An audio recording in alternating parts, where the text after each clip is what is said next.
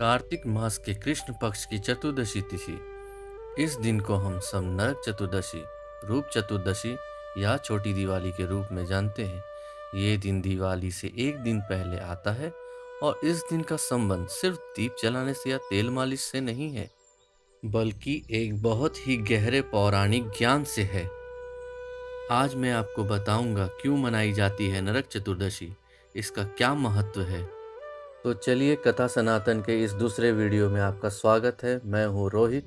आइए जानते हैं। बहुत पुरानी बात है। द्वारका नगरी में भगवान श्री कृष्ण और उनकी पत्नी सत्यभामा वास करते थे।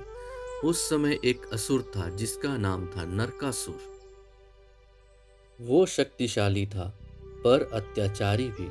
उसने देवताओं को हराया, उनका धन ले लिया और 16,000 देव कन्याओं को बंदी बना लिया। उसका राज्य भय और अंधकार से भरा था।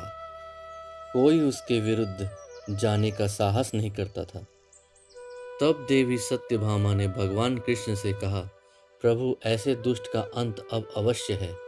जब तक इस पृथ्वी पर नरक नाम का असुर है, तब तक अंधकार कभी मिट नहीं सकता। भगवान कृष्ण ने मुस्कुराकर कहा, सत्यभामे, इस असुर का वध तुम्हारे ही हाथ से होगा। चलो धरती को उसके पाप से मुक्ति देते हैं। और फिर दोनों ने मिलकर नरकासुर के राज पर युद्ध छेड़ दिया। युद्ध भयानक था, परंतु सत्य और धर्म की विजय हुई। नरकासुर का वध इसी दिन हुआ और पृथ्वी पर फिर से प्रकाश और शांति का प्रभाव छा गया। उसी दिन के स्मरण में लोगों ने दीप जलाए और इस प्रकार नरक चतुर्दशी का जन्म हुआ।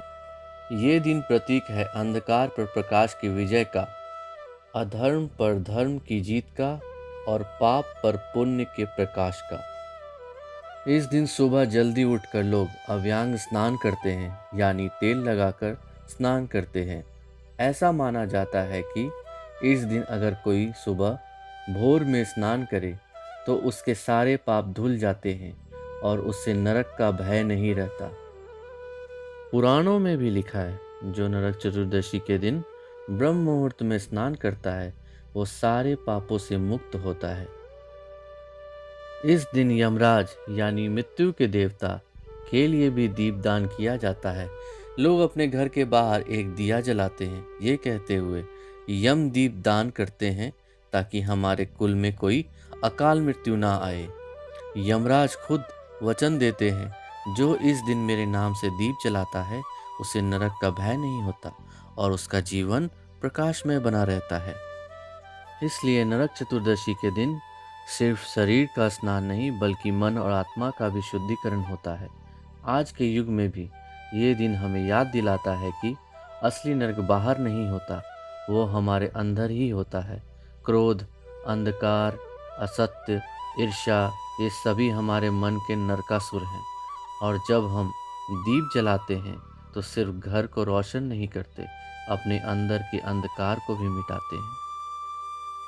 इस दिन के बाद आती है दिवाली, जो प्रकाश का त्योहार है।